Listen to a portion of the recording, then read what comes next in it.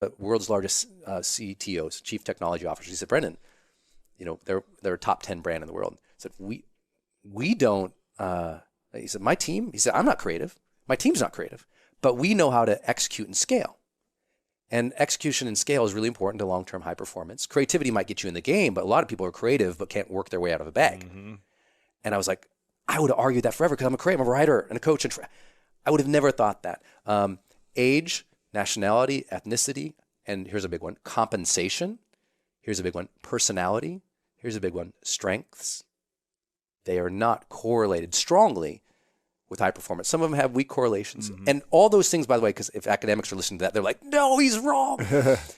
And this is tied towards high performance. It's not that those aren't important. Those things can shape your mood. They can shape, lots of important life outcomes, well-being, health, happiness. But when we're talking about high performance, those are less important than these 6. And what I keep telling people is, I'm not saying those aren't important. These just happen to be more important. So the 6 habits, you want me to do those? Sure, yeah. So the personal habits, and these are the ones that move the needle the most. Mm-hmm. Number 1, high performers, you like this one. High performers seek clarity more often than their peers. Mm. And what that means for them is every situation they go into, they're seeking clarity and setting intention.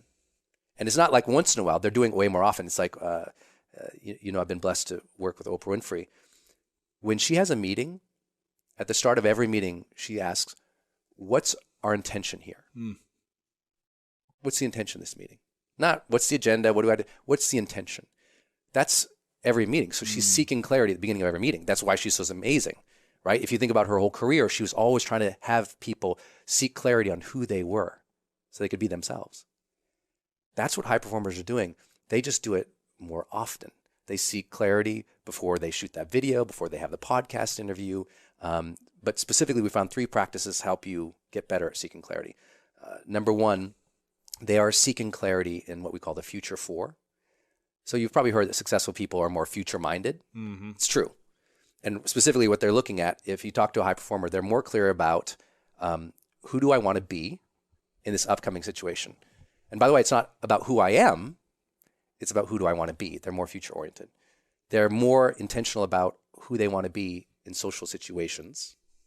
So it's like, I want to have this type of interaction with Lewis today. Mm-hmm. That's intentional. They're more clear about what skills they need to develop to reach their next level of success. Right. Here's how you really know an underperformer. Open up their calendar and look for any evidence that they have planned their own curriculum for greatness.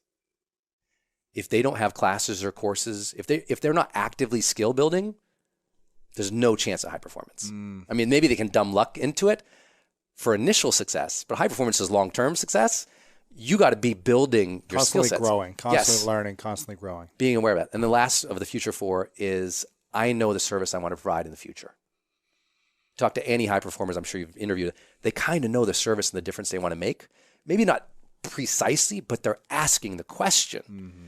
So that's some of what we know. They seek clarity. And that's kind of the first practice, is asking questions in those areas. Mm-hmm. And the other 2 real fast is, when you're seeking clarity, they're more clear about the feeling they want to have.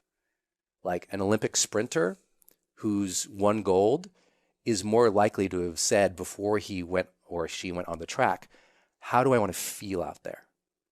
Not like just the result, like when the foot's in the block and I'm arms down, like what do I want to feel? Mm-hmm. Like they're very aware of the feeling they're trying to get.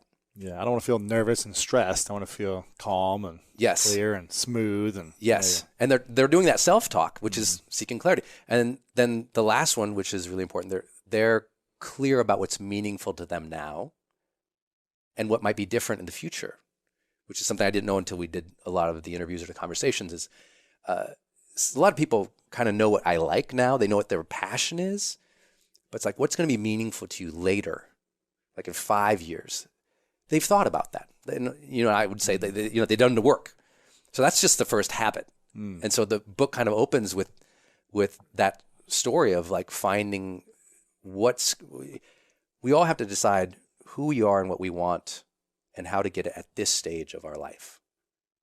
And when we don't know that, reaching high performance can be really hard. Yeah. It's